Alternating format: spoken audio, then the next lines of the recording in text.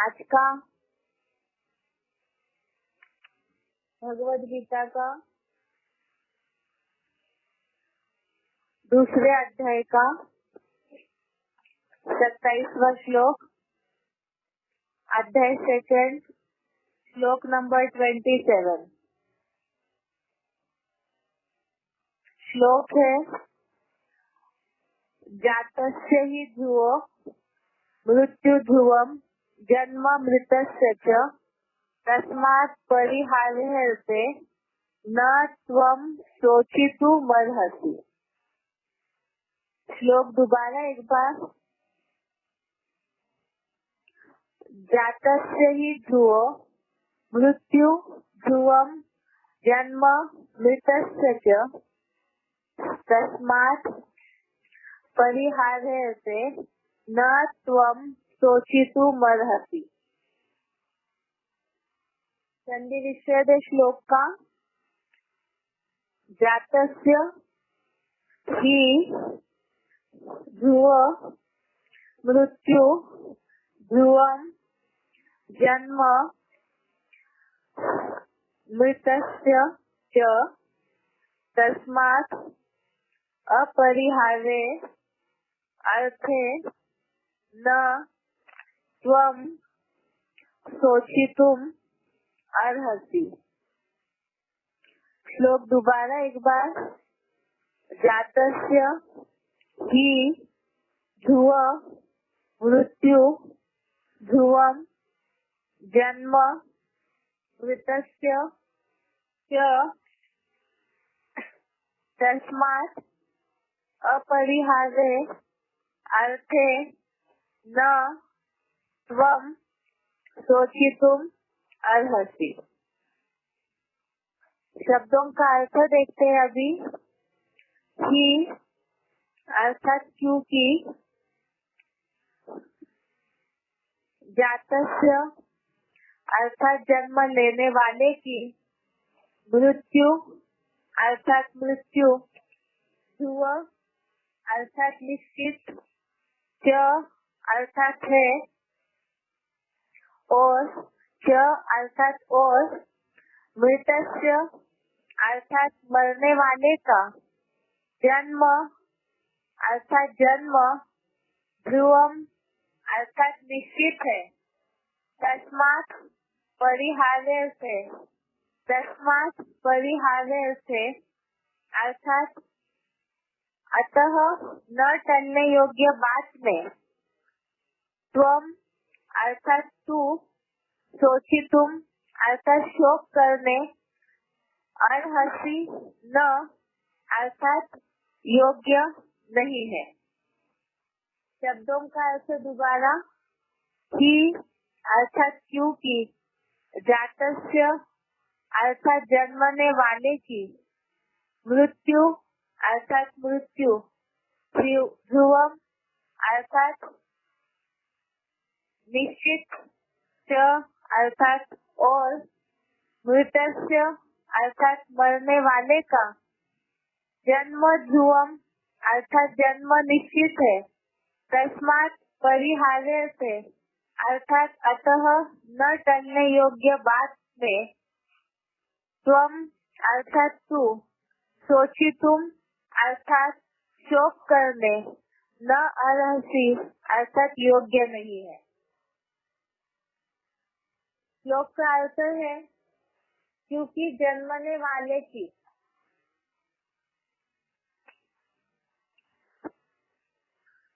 जन्मने वाले की मृत्यु निश्चित है और मरने वाले का जन्म निश्चित है, अर्थात न टलने योग्य बात में तू शोक करने के योग्य नहीं है।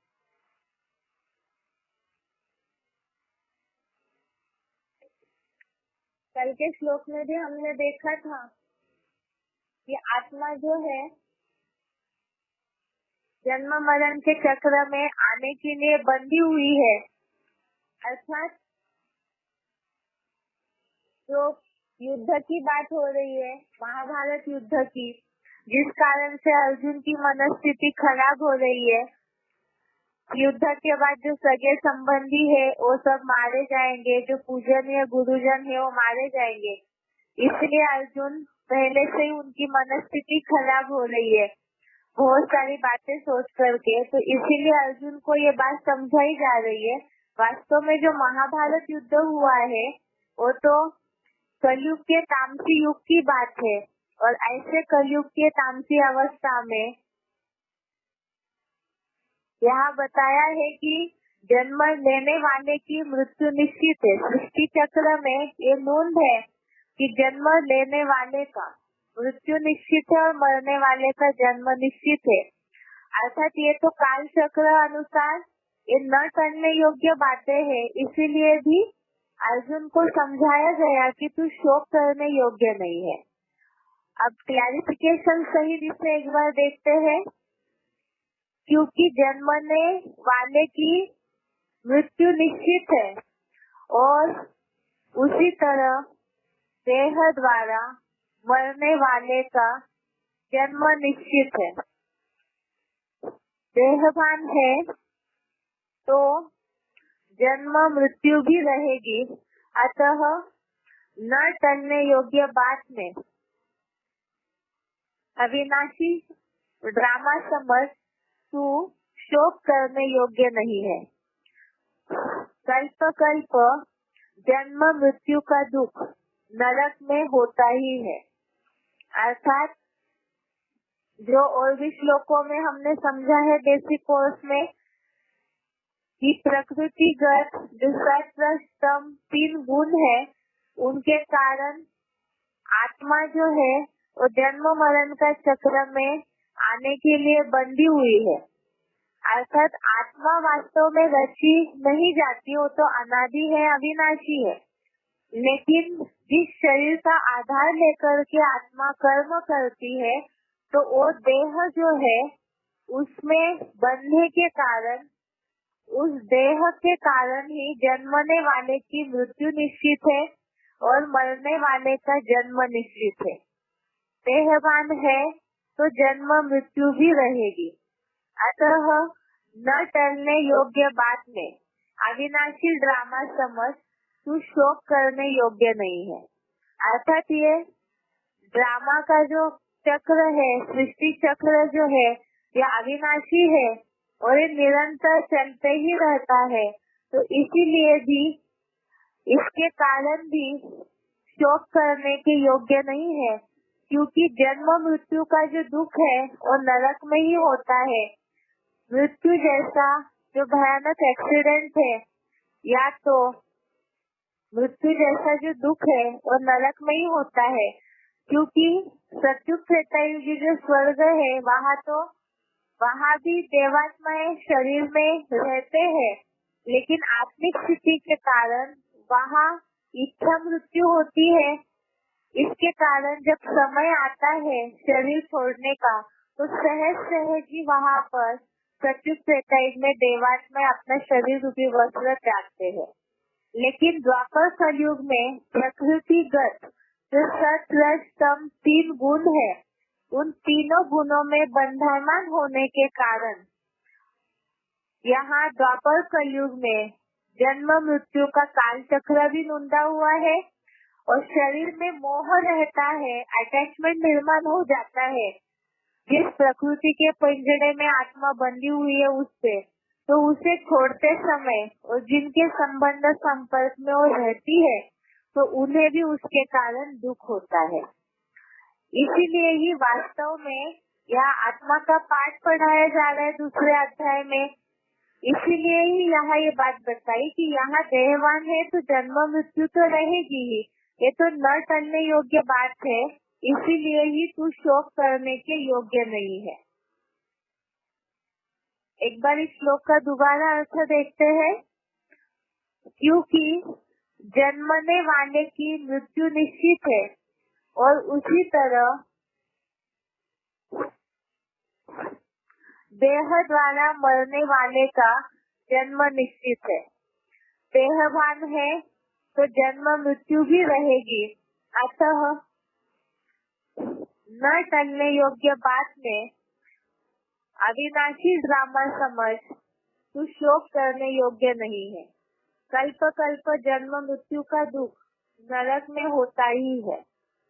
एक बार इस श्लोक का उच्चारण से अर्थ समझते हैं।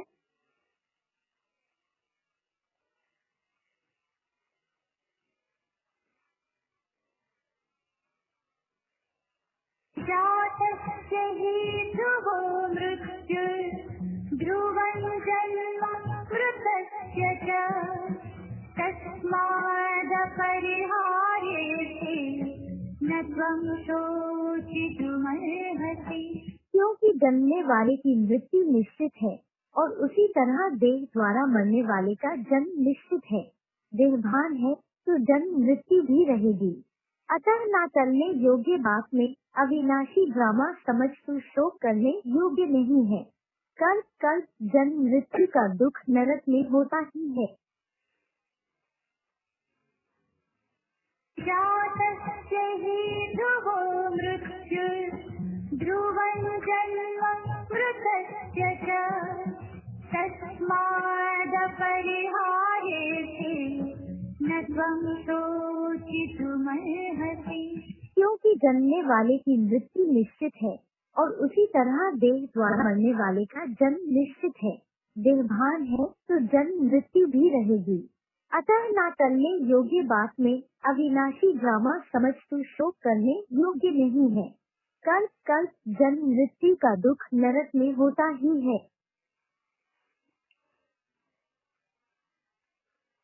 अभी बेसिक कोर्स का टॉपिक देखते हैं।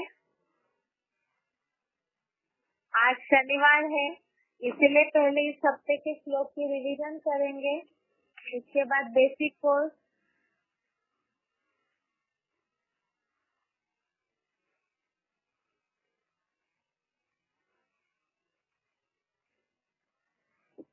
इस हफ्ते का पहला श्लोक था दूसरे अध्याय का 22वां श्लोक, अध्याय सेकंड, श्लोक नंबर 22। श्लोक है वासांसी जीर्णानि यथा विहाय नवानि गृह्णाति नरोपराणि तथा शरीरानि विहाय जीर्णान्यानि संयाति नवानि देहि। इसका अर्थ है श्लोक का, जैसे स्वर्ग में आत्मा अभिमानी श्रेष्ठ मनुष्य पुराने वस्त्रों का त्याग कर दूसरे नए स्वेच्छा से ग्रहण करता है, उसी प्रकार नर निर्मित नरक में देहभानी पुराने शरीरों को अपनी अनिच्छा से छोड़कर आत्मा दूसरे नए शरीरों को बरबस ग्रहण करता है। इसका अर्थ हमने समझा था कि वास्तव में यहाँ पर आत्मा का पास पक्का कराने के लिए दूसरे अध्याय में समझाया जा रहा है कि देहवान है तो शरीर छोड़ने का दुख होता है। यहाँ पर वास्तव में आत्मा जैसे स्वर्ग में सहज सहज शरीर रूपी वस्त्र का त्याग करके दूसरा धारण करती है, लेकिन नरक में द्वापर कलयुग में देहभान शरीर से अटैचमेंट होने के कारण जन्म मृत्यु का जो चक्र है उसमें पुराने शरीरों को छोड़कर बिना इच्छा से ही आत्मा दूसरे नए शरीर रूपी वस्त्रों को बरबसी ग्रहण करता है। अगला श्लोक है दूसरे अध्याय का 23वां श्लोक, अध्याय सेकंड, श्लोक नंबर 23। श्लोक है नैनम चिंदन्ति शस्त्राणि नैनम दहति पावकः न चैनम क्लेदयन्ति आपः न शोषयति मारुतः। अर्थात इस आत्मा को शस्त्र नहीं काटते, इसको अन्य जड़त्व में तत्वों जैसी अग्नि नहीं जलाती, इसको अदर्शनीय हवा नहीं सुखाती और ईश्वरीय ज्ञान जल की पवित्रता के सिवाय जल नहीं भिगोता। प्रत्येक चतुर्युगी पूर्व के महाविनाश में भी यही बात है। आत्मा जो है वो भौतिक तत्वों में बंधायमान नहीं है, वो तो रची नहीं जाती है, अनादि अविनाशी अमर है। तो इसीलिए आत्मा जो है प्रकृति से अलग है, इसीलिए आत्मा को शस्त्र नहीं काटते हैं या 5 तत्वों में से अग्नि भी नहीं जलाती, हवा भी नहीं सुखाती, जल भी उसको नहीं भिगोता है। और यहाँ महाविनाश के समय की बात बताई कि जो महाविनाश के समय प्राकृतिक आपदाएं भयंकर रूप धारण करती है, तो ऐसे समय में भी आत्मा जो मूल रूप में सूक्ष्म ज्योति बिंदु है, पॉइंट ऑफ लाइट है, तो उस रूप में आत्मा जो है उसके ऊपर कोई भी बात का असर नहीं होता है। और महाविनाश के लिए तो यहाँ जितना जो आत्मिक स्थिति में रहेंगे तो उतना ही विनाश की जो विभीषिका है उससे अपने प्रकृति के जो 5 तत्वों का शरीर है उतना ही उसे बचा पाएंगे। जब आत्मिक स्थिति की अच्छी प्रैक्टिस होगी, जितना ही ऊंची स्टेज आत्मिक स्थिति की होगी, तो उतना ही मूल रूप में जो आत्मा है पॉइंट ऑफ लाइट, उसके ऊपर असर होता ही नहीं है 5 तत्वों के भयंकर रूप का भी। लेकिन पुरुषार्थ के अनुसार शरीर रूपी वस्त्र पर भी असर नहीं होगा, अर्थात विनाश के समय भी काल के गाल में वो नहीं समाते हैं जो अपने शरीर को सेव करने का पुरुषार्थ कर पाएंगे आत्मिक स्थिति के आधार से। अगला श्लोक है दूसरे अध्याय का 24वां श्लोक, अध्याय 2, श्लोक नंबर 24। श्लोक है अछेद्योयम अधाह्योयम अक्लेद्य अशोष एव च नित्य सर्वगतः स्थाणुर अचलोयम सनातनः। अर्थात यह आत्म ज्योति बिंदु सदा अकाट्य है और अग्नि जल द्वारा कभी नहीं जलता भीगता है और निसंदेह गर्म हवा से कभी सूखता नहीं। यह नित्य अविनाशी है, स्थितशील है, मन बुद्धि जैसी अदर्शनीय शक्ति होने से त्रिलोक में सर्वगामी है, सनातन और अचल है।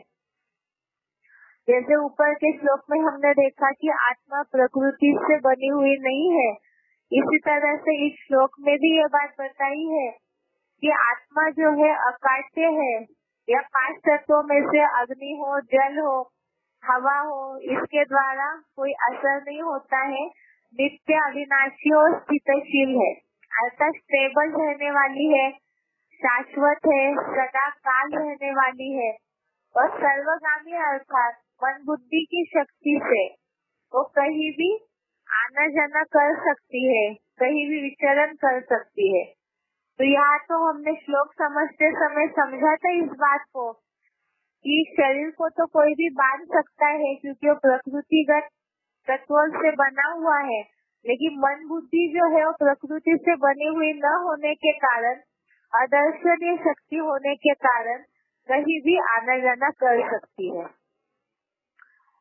अगला श्लोक है दूसरे अध्याय का 25वां श्लोक, अध्याय 2, श्लोक नंबर 25। श्लोक है अव्यक्तोयम चिंतोयम अविकार्यो यमुच्यते तस्मात् देवं विदित्वैनं नानुशोचितुम अर्हसि। श्लोक का अर्थ है यह अव्यक्त है, यह अचिंत्य है, यह विनाशी पंचभूतों का संग न रहने पर सदा निर्विकारी बताई जाती है। इसलिए इसको ऐसा पृथ्वी जल आदि पंचभूतों से पृथक जानकर शोक करने के योग्य नहीं है, क्योंकि आत्मा सुख शांति रूप है। तो आत्मा जो है मूल रूप में अव्यक्त है, अर्थात इन आँखों से दिखाई नहीं देती, अचिंत्य है तो अति सूक्ष्म होने के कारण संसारिक जनों के द्वारा अर्थात साइंस के कोई भी साधन हो उसके द्वारा भी उसकी कल्पना नहीं कर सकते हैं, क्योंकि चिंतन तो प्रकृतिगत जो तत्व है उनके आधार से ही किया जाता है, उनका ही किया जाता है। लेकिन आत्मा जो है प्रकृति से अलग है, अनादि है, बनी बनाई है पहले से ही, और अति सूक्ष्म अदर्शनीय होने के कारण उसका चिंतन नहीं किया जा सकता। और पंचभूतों का संग न रहने पर निर्विकारी बताई जाती है। अर्थात जब शरीर में प्रवेश करके आत्मा पाठ बजाती है तो 5 तत्वों के संग के रंग के कारण विकारी बन जाती है, उस पर लेप चढ़ जाता है, नहीं तो मूल रूप में आत्मा निर्विकारी है। इसीलिए ही इसको पृथ्वी जल आदि पंच तत्वों भूतों से पृथक जानकर शोक करने के योग्य नहीं है, क्योंकि आत्मा सुख शांति रूप है। तो यहाँ बताया कि इसीलिए ही आत्मा मूल रूप में निर्विकारी है। तो कलयुग के अंत में तामसी पने के कारण शरीर के 5 तत्वों के संग के रंग के कारण या तो जन्म जन्मांतर के देह भान के संग के रंग के कारण आत्मा विकारी बन जाती है, अवगुण आ जाते हैं आत्मा में। लेकिन मूल रूप में बताया कि जैसे शिव बाबा बोलते हैं कि बाप दादा आवेस्तानी ने बोला है, बाप दादा बच्चों का अनादि रूप देखते हैं या तो भविष्य रूप देखते हैं जिसमें वो देवता बनने वाले हैं, निर्विकारी स्टेज प्राप्त होने वाली है। तो इसीलिए ही पुरुषार्थी जीवन में भी यदि हम सभी विकारी बने हुए हैं, देह भान है तो भूलों का पुतला है देह भान के कारण ही, तो आत्मिक स्थिति में खुद रह करके औरों को भी आत्मिक रूप में मूल जो पॉइंट ऑफ लाइट है आत्मा उस रूप में देखेंगे, तभी ही निर्विकारी दिखाई देगी आत्मा। देह भान के कारण ही कमियां दिखाई देती है, तो इसीलिए ही आत्मा वास्तव में मूल रूप में निर्विकारी है। इस भाव से अगर समझते हैं तो भी शोक करने योग्य नहीं है, क्योंकि आत्मा मूल रूप में सुख शांति रूप है।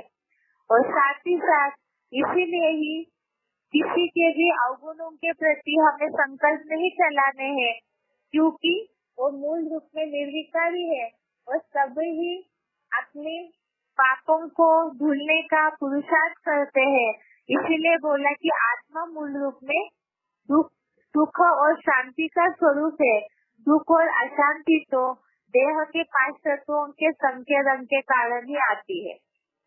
अगला श्लोक है दूसरे अध्याय का 26वां श्लोक, अध्याय 2 श्लोक नंबर 26।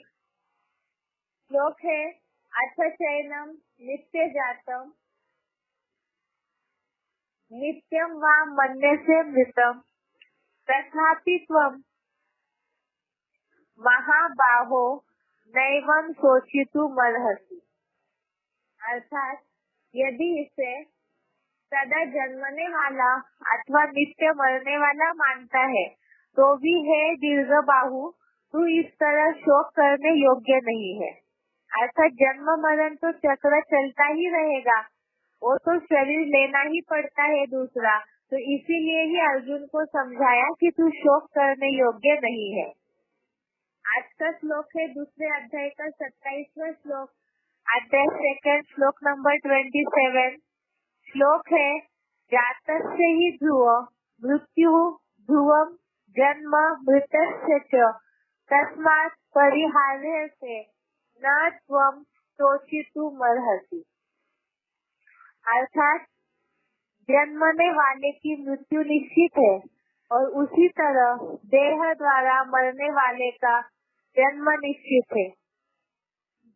देह भान है तो जन्म मृत्यु ही रहेगी, अतः न टलने योग्य बात में अविनाशी ड्रामा समझ तो शोक करने योग्य नहीं है। कल्प कल्प जन्म मृत्यु का दुख नरक में होता ही है।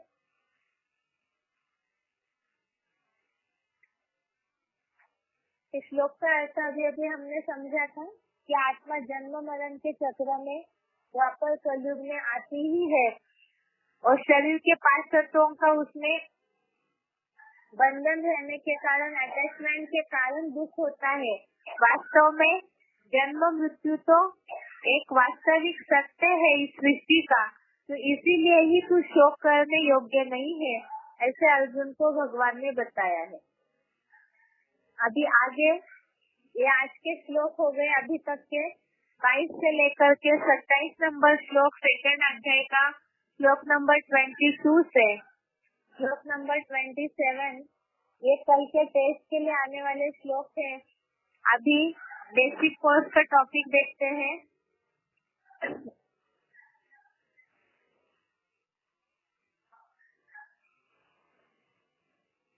बेसिक कोर्स के टॉपिक में रिवीजन है।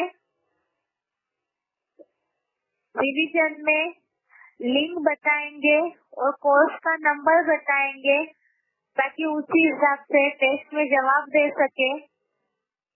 बात तो चल रही थी, हम टॉपिक समझ रहे थे कि स्वचिंतन के लिए आवश्यकता क्या है। स्वस्थिति बनेगी कब? जब मन स्थिर होगा, और मन की चंचलता के कारण हमने इस हफ्ते समझे हैं कि मन को कंट्रोल करना है तो पहले इंद्रियों को भी देखना है, इंद्रियों को भी कंट्रोल करना है। लेकिन इंद्रिया जो है वो मन को खींच लेती है।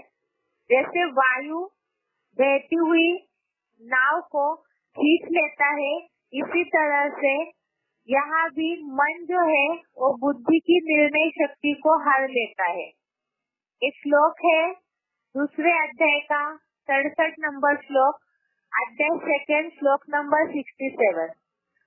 इंद्रिया जो है, मन जो है दैहिक भोगों के कारण, इंद्रियों के सुखों के कारण खींचा चला जाता है और मन चंचल है तो वायु की तरह वो बुद्धि को हर लेता है।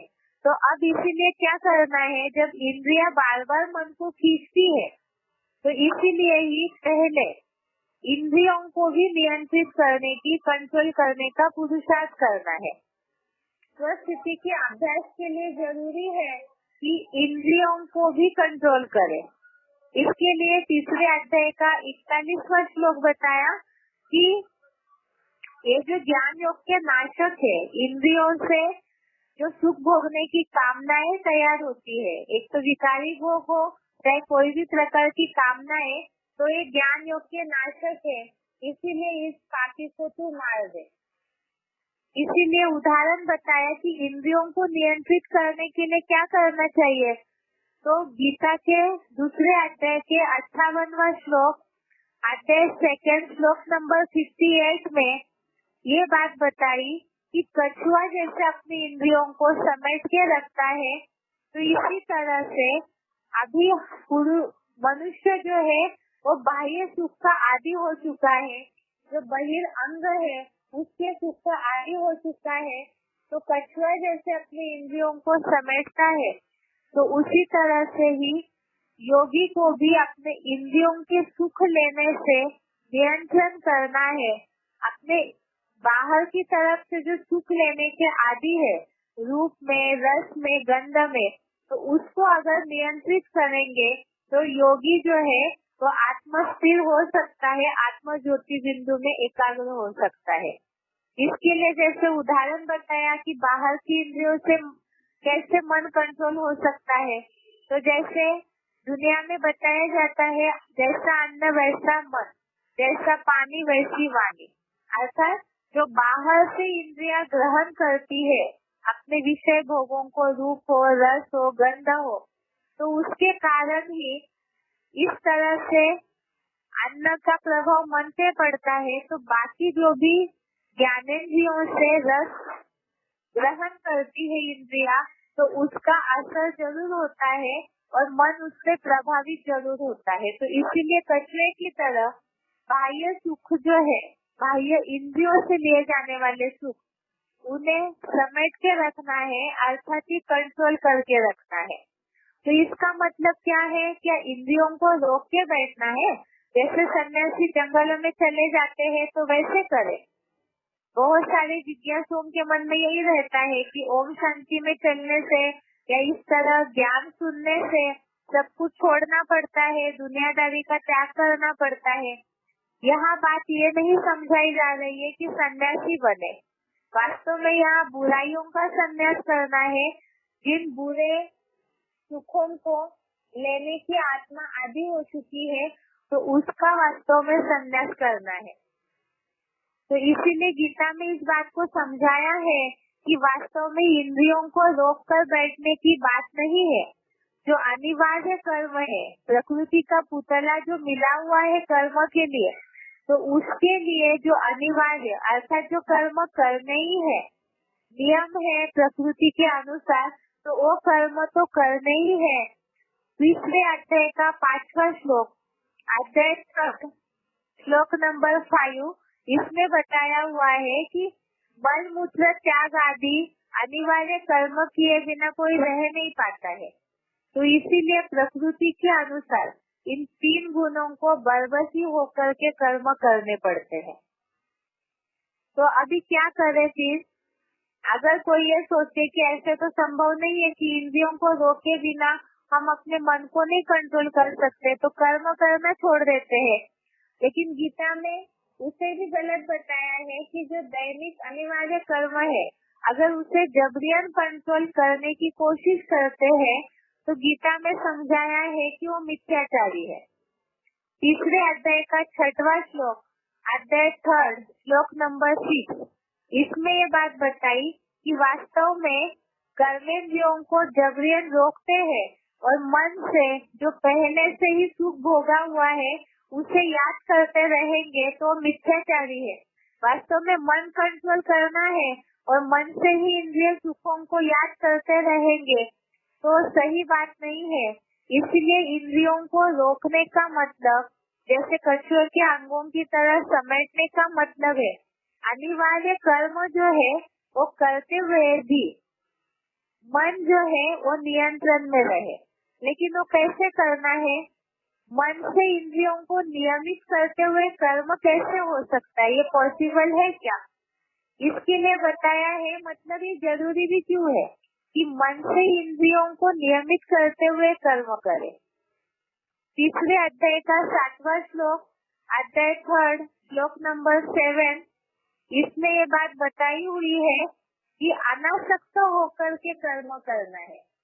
जो भी इंद्रियां अपने स्वाभाविक कर्मों में लगी हुई है उसमें कोई अटैचमेंट न हो, अनासक्त होकर के बिना लगाव पूर्वक स्वाभाविक रीति से जो दैनिक कर्म है वो करते रहे तो धीरे धीरे मन जो है वो पहले भी हमने देखा था कि धीरे धीरे करके मन जहाँ जहाँ भागता है वहाँ से इंद्रियों को नियमित करके फिर कर्म करते रहेंगे योग में रह करके, तो उससे मन चंचल होना धीरे धीरे कंट्रोल में आएगा। इसी के लिए बताया कि ऐसे क्यों करना है, जो इंद्रियों को नियमित करते हुए दैनिक कर्म क्यों करना है। इसके लिए 3रे अध्याय का 8वां श्लोक, अध्याय 3 श्लोक नंबर 8, इसमें ये बात बताई है कि तू नियत किए हुए कर्मों को कर, क्योंकि कर्म न करने से कर्म करना श्रेष्ठ है, नहीं तो शरीर निर्वाह सिद्ध नहीं होगा। अर्थात जो शरीर मिला हुआ है उसे चलाने के लिए जो दैनिक कर्म नैसर्गिक जो कर्म है वो तो करने ही है और साथ साथ ही अनासक्त होकर के कर्म करना है। तो इतनी सारी बातें एक साथ कैसे संभव है कि मन भी नियंत्रण में रहे, चंचल न हो, इंद्रिय सुखों को भी न ले और इंद्रियों से कर्म भी करे, तो ये सारा एक साथ बैलेंस कैसे हो सकता है? क्या ऐसे संभव है कि इंद्रियों से कर्म करते हुए भी जो दैनिक कर्म है वो सारे करते हुए भी उसका मन के ऊपर असर न हो? ऐसे संभव है क्या? तो इसके लिए ही गीता का 5वें अध्याय का 8वां और 9वां श्लोक, अध्याय 5 श्लोक नंबर 8 और 9, इसमें ये बात बताई है कि जो आत्म ज्योति में स्थिर होते हैं योगी वो अकर्ता हो जाते हैं, अर्थात 23 तत्वों की जानकारी है और उसके द्वारा स्वाभाविक कर्म करते हुए भी, जैसे इंद्रिया स्वाभाविक कर्मों में भोगों में लगी हुई है, ऐसा मानते हुए भी कुछ भी नहीं करते हैं, तो ऐसों के लिए बोला हुआ है कि उसके लिए ही प्रैक्टिस हो कि आत्म ज्योति में स्थिर योगी शिव बाबा की याद मग्न योगी जो है वही ऐसे कंट्रोल करने में सफल हो जाते हैं। तो जब ये तो हम जानते हैं कि हीरो पाठधारी जो है और इसी आधार से वो इस तरह का कंट्रोल करते हैं, तो जो नंबर 1 पुरुषार्थी अर्जुन है तो उन्हें भी इस तरह की प्रैक्टिस होनी चाहिए। तो यही समझाना है जिज्ञासुओं को कि गीता में तो ये बात समझाई हुई है कि सब कुछ करते हुए दैनिक कर्म देखते खाते सूंघते हर कर्म करते हुए भी अगर मन बुद्धि आत्म ज्योति की ओर खींची हुई है, ऊपर चढ़ी हुई है, तो कोई भी कर्मों का असर नहीं होगा। अब इसके लिए जरूरी है समझना कि पहले तो मन जो है वो इंद्रिय सुखों के पीछे क्यों भागता है। जब एक कारण पता चलेगा कि वो इंद्रिय सुखों के पीछे क्यों भागता है तो ऑटोमेटिकली उसका निवारण भी समझ में आएगा।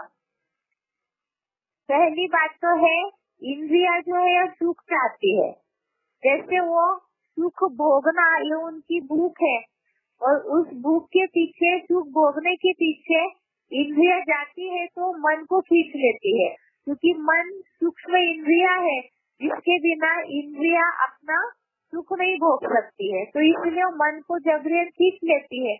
अब इंद्रिया जो है इस तरह से सुखों के पीछे आदि क्यों है, उसमें अटैचमेंट क्यों है, क्योंकि जन्म जन्मांतर का देहभान है।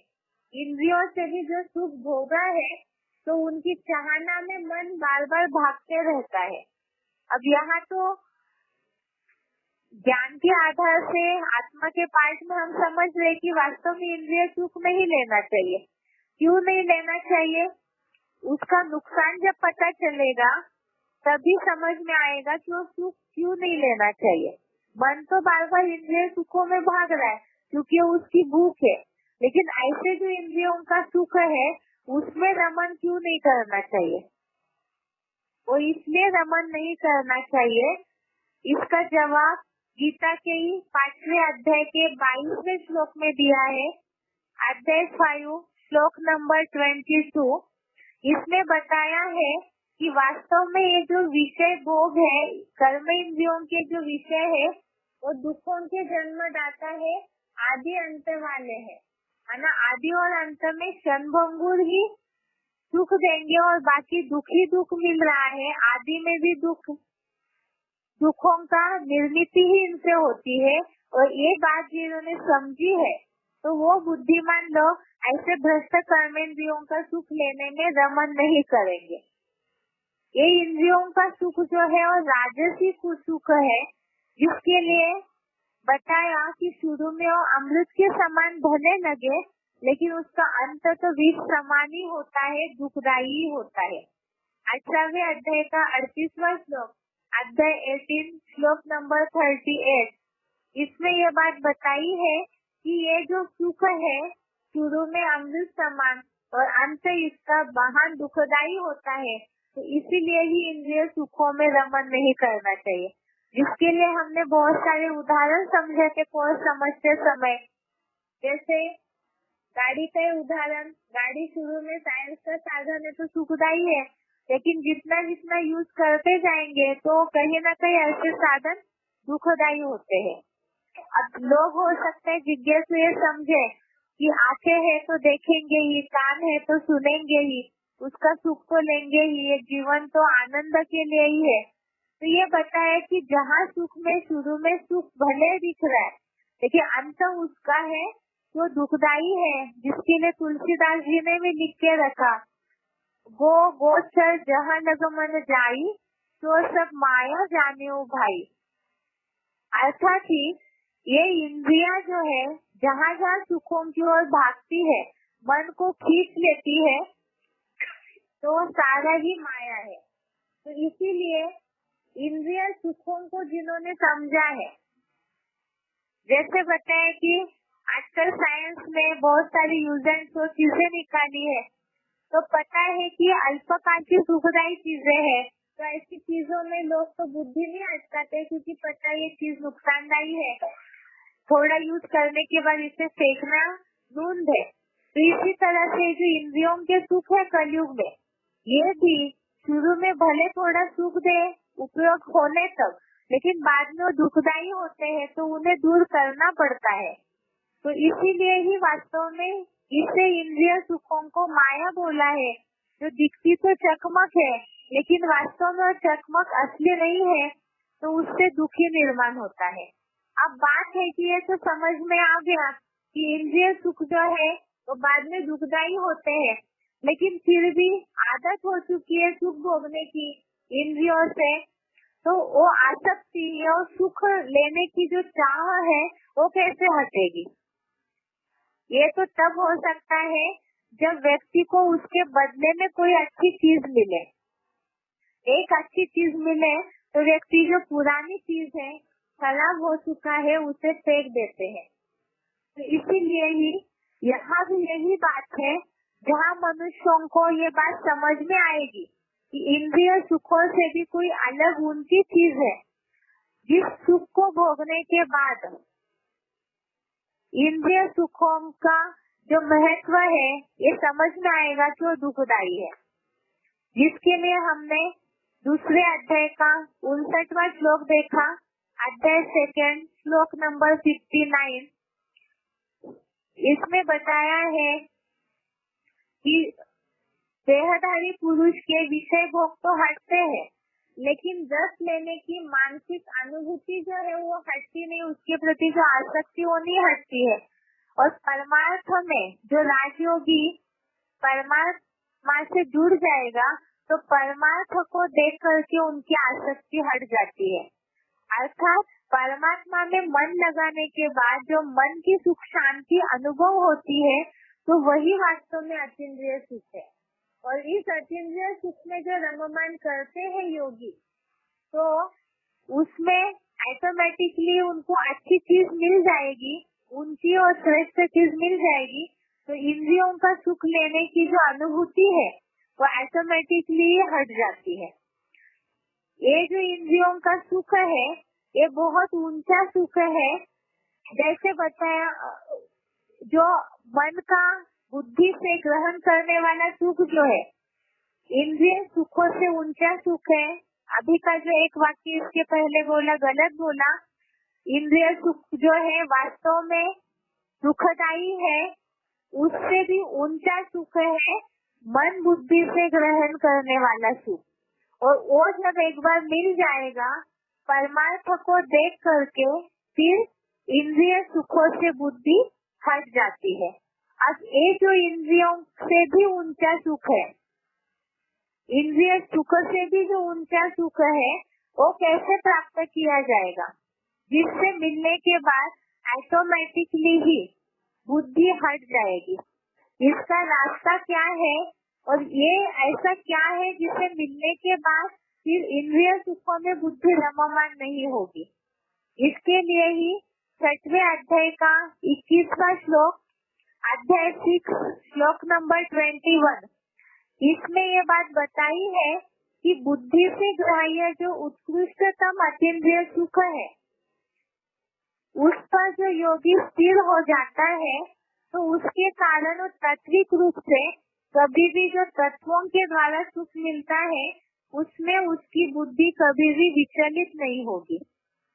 इसके साथ ही 6वें अध्याय का 22वां श्लोक, अध्याय 6 श्लोक नंबर 22, इसमें ये बात बताई है कि स्वर्ग का अतीन्द्रिय सुख मन बुद्धि की एकाग्रता के द्वारा, बात चल रही थी हमारी सबसे स्वस्थिति से स्वर्ग स्व चिंतन करने से ऊंचा उठ सकते हैं। तो इसी में ही बताया कि जहाँ स्वर्ग के अतीन्द्रिय सुख मिल जाते हैं, तो उसके बाद स्वस्थिति के द्वारा जब अतीन्द्रिय सुख मन बुद्धि का सुख मिल जाएगा, तो कल्पांत में जो महामृत्यु का महान दुख है उससे भी कोई विचलित नहीं होगा। तो वो तब हो सकता है जब इंद्रिय सुखों में भटकना बंद हो जाए।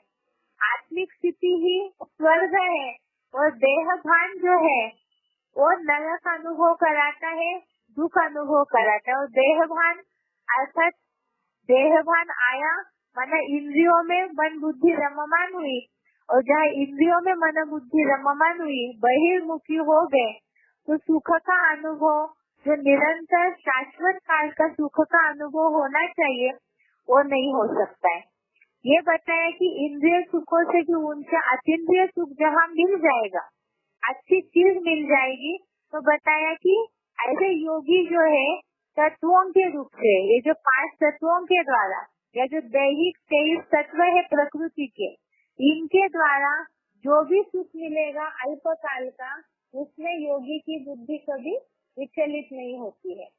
अब ये जो अतीन्द्रिय सुख है, इसमें जो योगी रमन करने लगेगा तो उनका मन ऑटोमेटिकली भटकना बंद हो जाएगा। वो कैसे होता है? उसके लिए ही योग युक्त अवस्था में ही अतीन्द्रिय सुख की अनुभूति होती है। अर्थात अतीन्द्रिय सुख मिलने के बाद ऐसे क्या होता है, जो व्यक्ति और पीछे मुड़ के इंद्रिय सुखों की ओर नहीं देखेगा, जिसके लिए ही 6वें अध्याय का 19वां श्लोक, अध्याय 6 श्लोक नंबर 19, इसमें बताया कि जैसे निर्वात स्थान में दीपक की लौ हिलती नहीं है, उसी तरह से जिनकी आत्मा वशीभूत चित्त वाली हो गई है, परमात्मा में जुड़ गई है, तो ऐसा योगी भी निर्वात स्थान के दीपक की लौ की तरह स्थिर हो जाता है। अर्थात ऐसे जो एकाग्रता में पूरी तरह से स्थिर हो जाएंगे, तो वही अतीन्द्रिय सुख की अनुभूति कर सकते हैं। इसके लिए 6वें अध्याय का 20वां श्लोक भी, अध्याय 6 श्लोक नंबर 20, इसमें भी ये बात आई हुई है कि योग अभ्यास के द्वारा नितांत वशीभूत चित्त परमात्मा में उपराम हो, अपने मन बुद्धि से आत्मा को देखता हुआ आत्म रूप में ही संतुष्ट होता है। अर्थात परमात्मा से अपनी मन बुद्धि को जोड़ करके जो स्थिर हो जाएगा, दीपक के लौ की तरह एकाग्र हो जाएगी जिनकी मन बुद्धि, तो वो फिर अतीन्द्रिय सुख की अनुभूति करने लगते हैं। अब फिर अभी मनुष्य बहुत ऐसे हैं जो भक्ति करते हैं, बहुत योग वगैरह करते हैं, प्राणायाम वगैरह करते हैं, तो ये जो साधना वगैरह कर रहे हैं, इतना होने पर भी जो अतीन्द्रिय सुख, शास्त्रों में भी बोला हुआ है कि अतीन्द्रिय सुख पूछना हो तो गोपियों से पूछे, देवताओं ने ऐसा सुख पाया है, तो वो सुख जो है वो अभी क्यों नहीं अनुभव हो रहा है? अभी भी तो लोग बहुत ईश्वर आराधना वगैरह करते हैं, तो फिर ये सुख अनुभव होना चाहिए, क्योंकि यही बताया है भगवत गीता में कि जो परमात्मा में निरंतर अपनी बुद्धि को स्थिर करते हैं, तो उनको अतीन्द्रिय सुख की अनुभूति होती है। तो क्यों नहीं हो रही है? इसका कारण है कि भगवान की याद जो है वो यथार्थ नहीं है, और दूसरी बात भगवान की यथार्थ पहचान नहीं है। भगवान की याद स्थिर होकर के टिकती नहीं है। अगर वो टिके, बार-बार बुद्धि इंद्रिय सुखों में जाती है, स्थिर होकर के भगवान की याद जो लगातार टिकनी चाहिए, वो क्यों नहीं टिकती है? माना जैसे उदाहरण अभी देखा, दीपक की लौ की भांति एकाग्रता टिकनी चाहिए, वो क्यों नहीं टिकती है? जो बताया है कि भगवान से हम सही रीति से जुड़ क्यों नहीं पा रहे, जो याद में एकाग्र होना चाहिए वो क्यों नहीं हो पा रहे? इसलिए क्योंकि भगवान की यथार्थ पहचान नहीं है। जैसे दुनिया में जिन संबंधियों की पहचान होती है, हमें उनके बारे में, जिनके बारे में पूरी जानकारी होती है, तो उनकी याद सहज आती है। देहधारियों की या जिनसे संबंध जुड़ा हुआ है, तो उनकी याद करने के लिए कोई गीत संगीत बजा के, कोई स्थान वगैरह देख करके याद आने की आवश्यकता नहीं है, सहज याद आती है। और भगवान जो सर्व प्राप्ति के दाता है, तो उनकी याद क्यों नहीं ठहरती है? इसलिए नहीं ठहरती है क्योंकि उनको यथार्थ रीति से कोई समझ नहीं पाए हैं, पूरी तरह से जैसे पहचानना चाहिए वो पहचान नहीं पाए हैं, तो इसीलिए ही भगवान की याद ठहरती नहीं है। अब बहुत ऐसे भक्त हैं जो कहेंगे, ये कैसे कह रहे आप, कि भगवान की याद ठहरती नहीं है? नहीं मानेंगे हम, क्योंकि कई भक्तों को कुछ न कुछ अल्पकाल के साक्षात्कार वगैरह होते ही है, लेकिन साक्षात्कार होने के बाद कुछ दिन कुछ साल तक वो सही रहेंगे, लेकिन पूरा जीवन भर उनको सुख शांति निरंतर मिलती रहे वो नहीं हो पाता है। तो इसका मतलब यही है कि भगवान की यथार्थ याद नहीं है, यथार्थ पहचान नहीं है, तो यथार्थ रीति से जुड़े नहीं, यथार्थ रीति से जुड़े नहीं है, तो इसीलिए याद भी यथार्थ नहीं कर सकते। अब ये कैसे माना जाए कि मनुष्यों ने जो भी अभी इस सृष्टि पर है मनुष्य आत्माएं, उनमें से किसी ने भी नहीं पहचाना है? इसलिए क्योंकि भगवान के लिए बताया हुआ है 10वें अध्याय के दूसरे श्लोक में, अध्याय 10 श्लोक नंबर 2, इसमें ये बात बताई हुई है, न मे विदुः सुरगणा प्रभवं न महर्षय अहमादिर्हि देवानां महर्षिणां च सर्वशः। अर्थात मेरा जो उत्कृष्ट जन्म है उसे न देवगण न महर्षियों ने जाना है, क्योंकि देवताओं और महर्षियों का सब प्रकार से आदि कालन ईश्वर आदिश्वर मैं हूँ।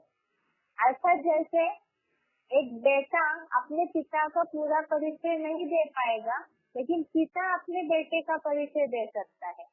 इसी तरह से यहाँ जो सृष्टि की आदिश्वर है भगवान, जिन्होंने इस सृष्टि को निर्माण किया है, तो वो शुरुआत है, तो इसीलिए ही उनका जो शुरुआत से लेकर के जो कार्य चल रहा है, जो समझ है, उसे कोई नहीं समझ पाएगा। इसीलिए बोला हुआ है कि अभी तक कोई महर्षि ऋषि देवताएं किसी ने भी मुझे नहीं जाना है। इसलिए नहीं जाना है क्योंकि उन सबका आदि निर्माता जो है वो भगवान ही है। अब फिर भगवान को पहचाने कैसे? क्योंकि जब तक भगवान को पहचानते नहीं है तब तक उनसे याद एक्यूरेट जुड़ेगी नहीं, और जब तक उनसे याद एक्यूरेट जुड़ेगी नहीं तब तक तो अतीन्द्रिय सुखों की अनुभूति होनी चाहिए, जो निरंतर मन बुद्धि की शाश्वत शांति की अनुभूति होनी चाहिए, वो नहीं हो सकती है। तो उसके लिए ही 10वें अध्याय का 15वां श्लोक, अध्याय 10 श्लोक नंबर 15, इसमें बताया हुआ है स्वयं एवात्मा आत्मान, अर्थात वो परमात्मा जो है वो स्वयं आकर के अपना परिचय देते हैं। वो किस तरह देते हैं कि हम कल समझते हैं, अगले हफ्ते में। आज के लिए यहाँ तक ही जो अभी तक समझाया है, तो श्लोक नंबर नोट कराए हैं। योग अवस्था में अतीन्द्रिय सुख की अनुभूति, 6वें अध्याय का 20वां श्लोक, अध्याय 6 श्लोक नंबर 20, यहाँ तक ही श्लोक देखना है। टेस्ट के लिए अभी जो भगवान के परिचय की बात है वो तो अगले हफ्ते के हिसाब से है, सिर्फ लिंक जोड़ने के हिसाब से उसे समझाया है। टेस्ट में भी ये पहले भी बताया है, बेसिक कोर्स से रिलेटेड जो श्लोक है, टेस्ट में श्लोक नहीं पूछे जाएंगे, भावार्थ के हिसाब से प्रश्न पूछे जाते हैं। तो इसलिए अभी तक जो श्लोक नोट किए होंगे बेसिक कोर्स से रिलेटेड, तो उसी के आधार पे प्रश्न है। आज के लिए यहाँ तक ही, अगले हफ्ते देखेंगे। ओम शांति।